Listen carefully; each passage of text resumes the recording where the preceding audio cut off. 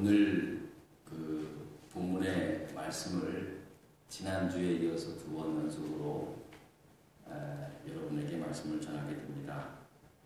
이 사도행전을 읽다 보면 참 기적적인 놀라운 그 교회의 역사들을 보게 되는데, 그러나 이 사도행전 전체에서 저는 가장 가슴 아픈 사건이 있다면 바로 여러분들이 오늘 읽으신 본문의 내용이라고 저는 생각이 듭니다. 그것은 바나바와 바울이 그동안 선교 동역자의 관계에서 이제 서로 등을 돌리어 각자의 길을 걷게 되는 그런 안타까운 이야기입니다. 사람이 만나게 되면 또 헤어지는 때가 있겠죠. 그런데 가장 가까운 사람과 서로 좋게 헤어져도 아쉬운 판에 서로 싸우고 등을 지고 헤어지는 일은 참 평생 가슴 속에, 뇌리 속에 아주 참 아프게 남아있는 기억이 됩니다.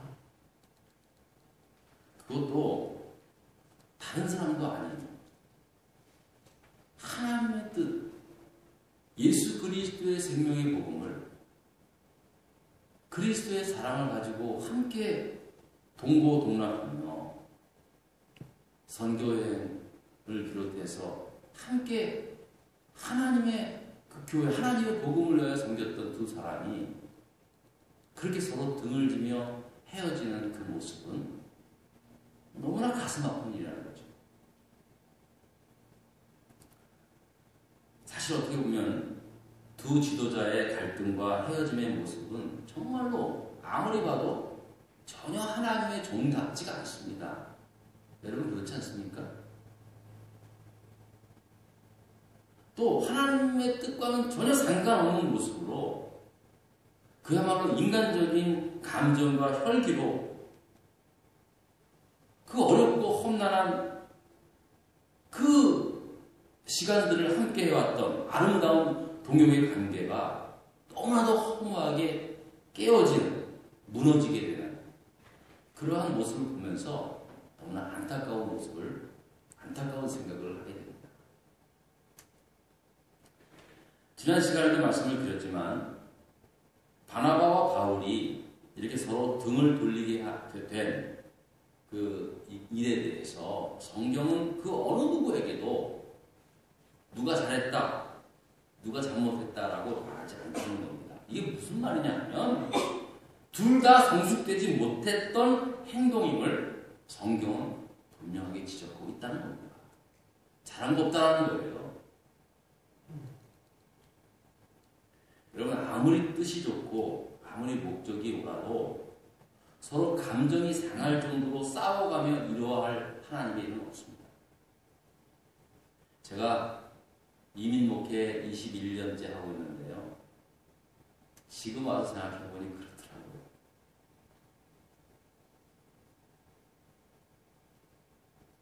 사실 무슨 일을 하다 보면 늘 반대도 있게 마련입니다.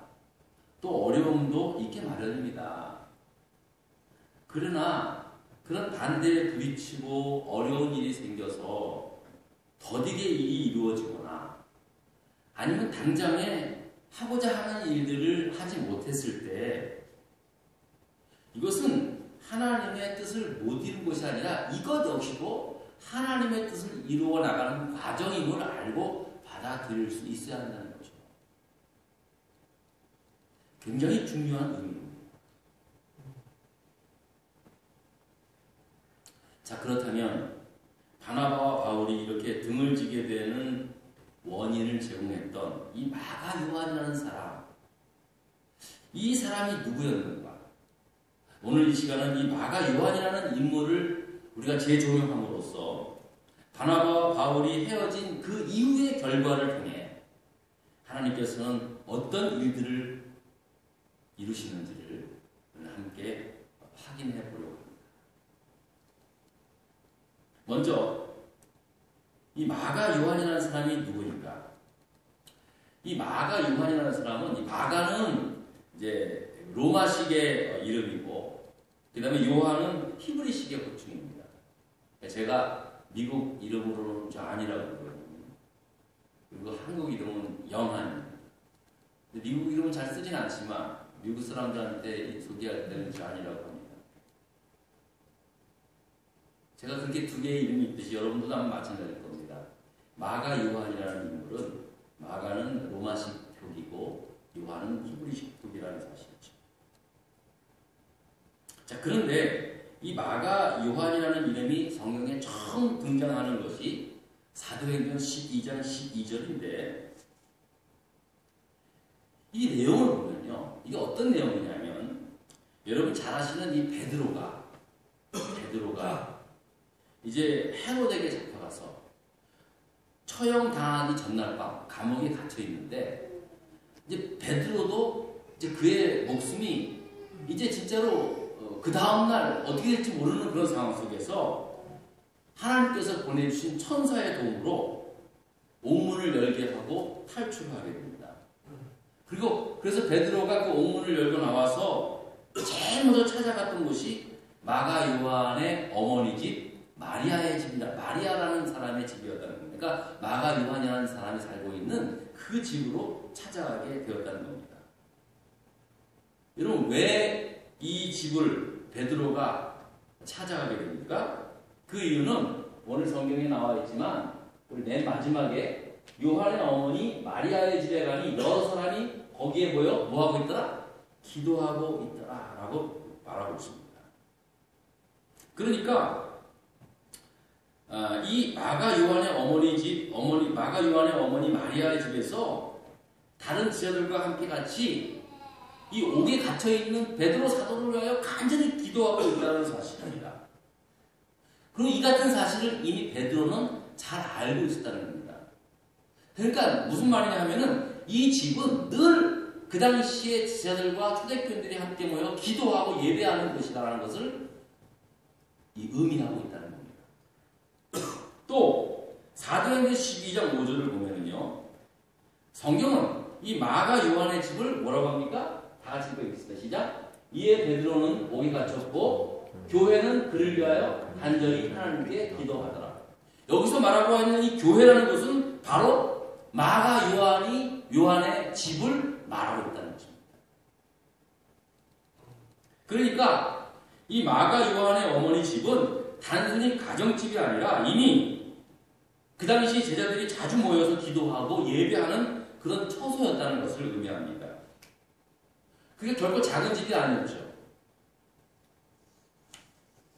우리나라도 이제 우리나라 기독교 역사를 보면 초창기 선교사들이 미국에서 온 선교사들, 캐나다에서 온 선교사들, 호주에서 온 선교사들, 영국에서 온 선교사들이 이제 복음을 전하게 되면서 그 동네에 들어가면 주로 모였던 곳이 어디냐면 어느 양반집에서 내어주신 그 사랑채. 우리나라는 그 손님들을 귀하게 여기지 않았습니까? 사랑채는 항상 손님들을 위한 그곳이었어요. 그래서 그 주인이 예수를 믿든 안 믿든 왜 그 눈 푸른 사람이 머리는 노랗고 그런 사람이 이제 뭘 전하니까 사랑채에 머물게 해서 그곳에서 복음을 전하고 그것을 예배를 드리고 그러한 일들이 얼마나 많은지 몰라요. 또 동네에서 제일 큰 주인이 예수를 믿게 되어 자기 집을 내어주어 교회가 돼 그런 경우들, 그런 예들도 얼마나 많은지 모릅니다. 이처럼 정황상으로 보았을 때 마가 요한과 같이 살고 있는 그 어머니 마리아의 집은 이미 제자들과 초대교인들에게는 가장 핵심이 되는 장소, 예배의 장소, 기도의 자리였다는 사실을 우리는 알게 됩니다. 이뿐만 아니라 전통적으로 대부분의 학자들이 인정하는 것은 마가복음 14장 15절에 보면 마가 요한의 어머니 마리아의 저택에 큰 다락방이 있었는데 바로 이곳에서 예수님이 최후의 만찬을 베풀었던, 제자들과 함께 최후의 만찬을 베풀었던 바로 그 다락방이 마가 요한의 집이었다는 사실입니다. 또 예수님께서 승천하신 이후 120여 명의 넘는 그 무리들이 함께 모여 성령을 기다리며 저녁 기도에 힘썼더라고 한 그 자리가 바로 마가 요한의 다락방이었다는 것입니다. 그리고 이곳에서 오순절 성령 강림의 역사가 일어나 하나님의 생명의 복음을 증거했던 그 자리가 바로 마가 요한의 집이었다는 사실입니다. 그 이후에 이 다락방에서 최초의 교회가 시작된 것입니다. 자, 그러니까 무슨 말씀이냐 하면 예수님께서도 이미 살아생전에 마가 요한의 어머니 집이었던 이 집 다락방에서 최후의 만찬을 가졌던 것으로 보면 마가 요한의 집은 이미 예수님께서 살아생전에서부터 들렸던 곳이고 이곳에서 마지막 6월절 만찬을 한 곳이기에 마가 요한과 어머니뿐만 아니라 제자들에게 있어서도 그 집은 영원히 잊지 못할 특별한 영적인 장소가 될 수밖에 없었다는 사실입니다. 이 때문에 자연스럽게 제자들과 초대 교인들은 바로 이 마가 요한의 집에 모여서 기도하게 되었고 예배하게 되었고 무슨 일이 있을 때마다 모여서 기도하게 되었고 그리고 이곳에서 초대 예루살렘 교회가 시작되었다는 사실을 분명히 짐작할 수 있습니다. 자, 이 정도면 이 바나바의 조카였던 마가 요한이라는 청년이 어떤 환경 속에서 신앙생활을 시작했는지를 우리는 잘 알고 있습니다.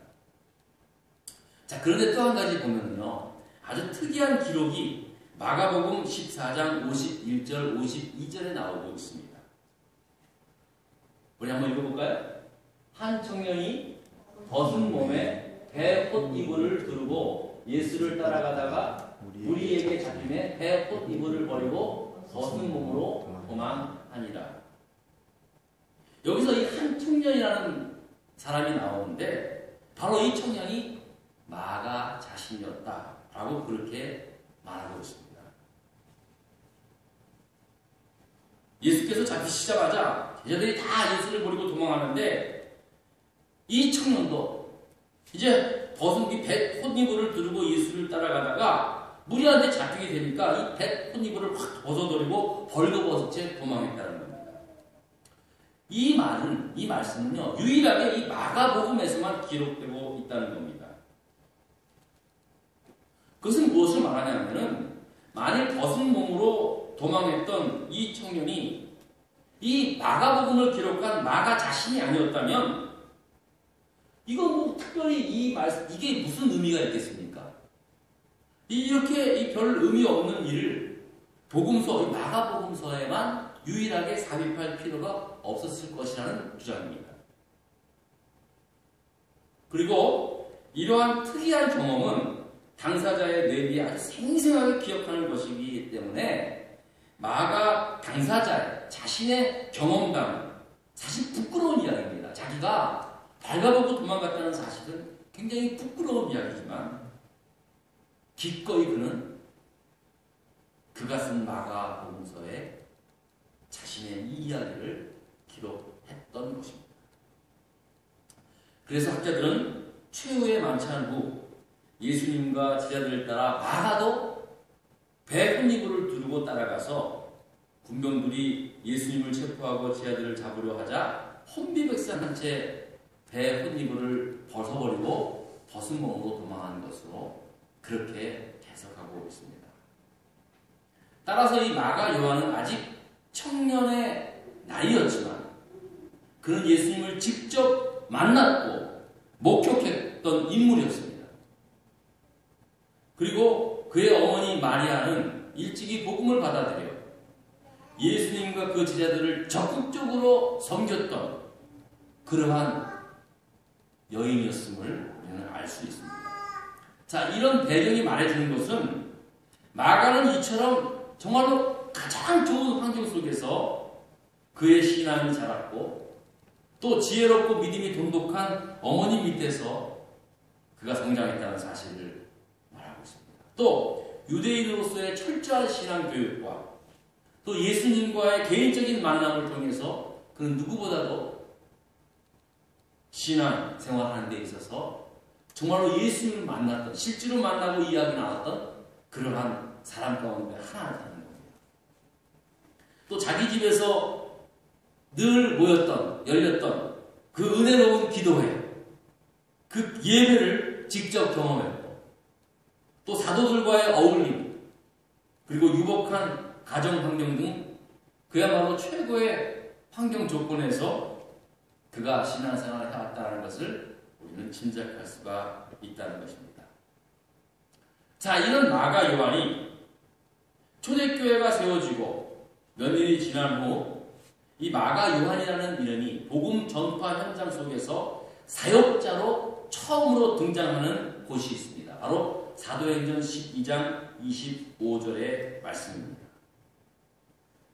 이 말씀을 보면 이 마가 요한이라는 인물이 이제 사역의 현장에서 처음 등장하게 되는데, 이 당시에 유대 땅에 큰 기근이 일어나자 안디옥 교회의 교인들이 연보를 모아서 헌금을 모아서 구제 헌금을 예루살렘 교회에 보내게 되었는데, 이 헌금을 바나바와 바울이 가지고 가서 전하게 됩니다. 그리고 그 헌금을 전해드리고 예루살렘에서 다시 안디옥 교회로 돌아오는 그 길에 이 마가 요한, 바나바의 조카였던 마가 요한이 함께, 그들과 함께 안디옥으로 오게 되었다라는 것입니다. 그리고 얼마 있다 이 안디옥 교회에서는 이제 제1차 선교 여행단, 즉 바나바와 바울에게 안수를 주어 선교사로 파송하게 되는데, 바로 그 파송하는 그 바나바와 바울의 수행원으로 이 마가 요한이 함께 했다라는 사실입니다. 그러니까 이 마가 요한이 예루살렘 교회에 있다가 삼촌인 바나바를 쫓아온 그 이유는 아마 이제 곧 선교 여행을 떠나게 되는 이 삼촌과 바울과 같이 좀 따라하고 싶은 마음으로, 그 열정으로 예루살렘에서 안디옥으로 오게 되었다는 것을 우리는 추론할 수 있습니다. 그리고 마침내 마가 요한은 삼촌이었던 바나바와 바울 이 두 사람을 따라서 1차 전도 여행을 함께 떠나게 됩니다. 이미 여러분에게 지도를 통해서 수없이 말씀을 드렸던 것처럼 처음에 그들이 갔던 곳은 배를 타고 이 바나바의 고향이었던 그브로, 지금의 이야기는 사이프러스 성입니다.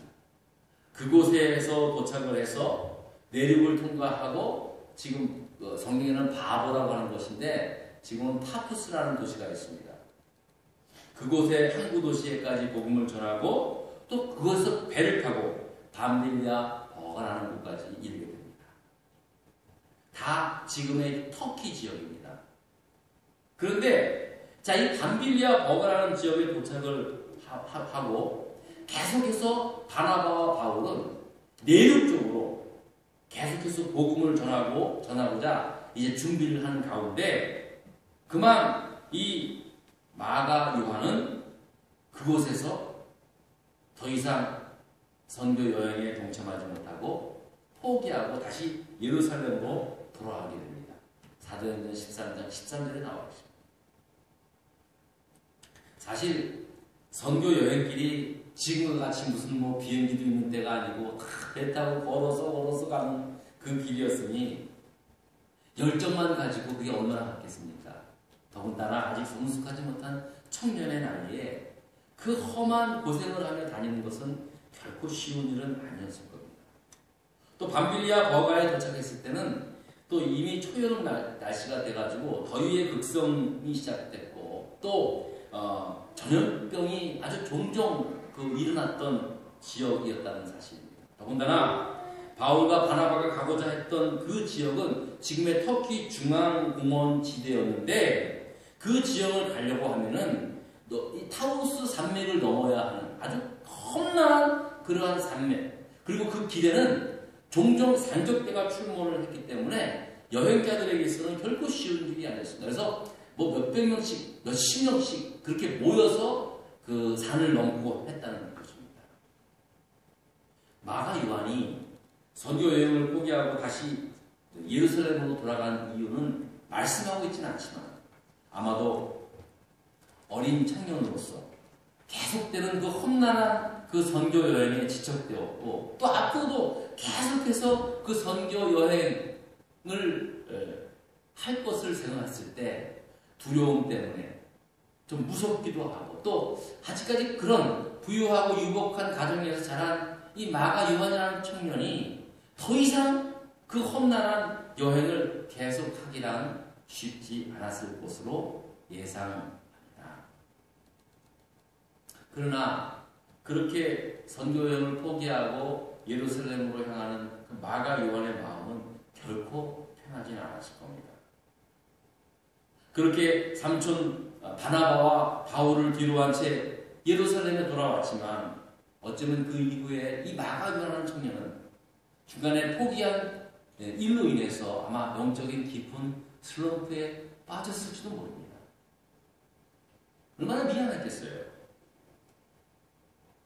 만약 그가 자기 스스로 예루살렘으로 돌아온 일에 대해서 아무런 거리낌이 없다면 두 번째 바나바와 바울이 처음 선교 여행지로 다시 간다고 했을 때 마가 요한이 또다시 따라가겠다고 나서지는 않았을 겁니다. 그런데 오늘 본문에 보면은 바울이 건의를 해서 우리가 전도를 했던 그곳에 다시 돌아가서 그들이 예수 잘 믿고 예배 잘 드리고 있는지 그 상황을 좀 보고 오자고 했을 때 마가 요한은 기꺼이 다시 따라가겠다고 그렇게 나서게 되었다는 사실입니다. 자, 그러니까 마가 요한도 자신에게는 마음속에는 그게 짐이 되었던 거예요. 그래서 비록 중간에 돌아왔긴 했지만 다시 간다고 하는 그 소식에 이번엔 절대로 그럼이 없고 내가 실패했던 그 일을 다시 감으로 말미암아 나의 마음의 짐을 덜고자 했던 마음으로 다시 자원했을 것임에 분명했을 겁니다. 그래서 삼촌인 바나바는 기꺼이 바울에게 자기 조카 마가 요한을 다시 데려가자고 그렇게 바울에게 권했던 것입니다. 사실 말이 제약이지 아마 또 일방적인 통보일 수도 있을 것입니다. 왜냐하면 그때까지만 해도 바나바는 바울의 스승격이었고 리더자였거든요. 바나바는 마가 요한을 다시 데려가자고 하는 그 말에 몹시 분을 내면서 자기 스승격인 바나바에게 불과 바나바한테 따지게 됩니다. 선교 여행 도중에 힘들다고 포기하고 다시 돌아간 그 무책임한 마가 요한을 다시 데려가는 것은 이건 옳지 않은 일이다. 우리가 특별히 뭐 놀러 가는 것도 아니고 무슨 일 때문에 가는 거냐? 괜히 또 가다가 마가 요한 때문에 또다시 선교 그 여행의 분위기가 이상하게 되거나 또 마음이 상하게 되는 게 있다면은 그거는 오히려 더 큰 문제를 야기하기 때문에 절대로 옳은 일이 아니다 라고 주장하면서 바나바와 심지어 심하게 다투게 되는 일에 이르게 되었다는 겁니다. 결국 이 마가 요한의 일로 인해서 바울과 바나바는 크게 다투게 되었고 결국 바울은 실라를 데리고 수리아와 길리기아 방면으로 떠나고 바나바는 다시 그 마가 요한을 데리고 구브로로 향하게 되었다는 겁니다. 지도를 보면은 반대로 가는 거예요. 둘이 나누어져 가지고 등을 돌린 채 서로 반대로 이제 그 선교지를 향해 갔다는 사실입니다. 그리고 이제 그 이후 16장서부터는 이 바나바와 마가 요한이라는 이름조차도 나오지 않습니다. 그들의 행적은 사도행전에는 더 이상 거론하지 않고 있음을 우리는 발견할 수 있습니다. 자, 그러나 그렇다고 해서 바나바와 마가 요한의 이름이 더 이상 거론되지 않았다고 해서 바나바의 선택이 틀렸다거나 또 마가 요한에 대한 바나바의 기대가 어긋나지 않았다는 사실을 성경은 증거하고 있습니다. 자, 무슨 말씀이냐면 그토록 겁을 먹었던 마가 요한도 결국에는 그 나중에는 보면은 아주 하나님 앞에서 가장 귀하게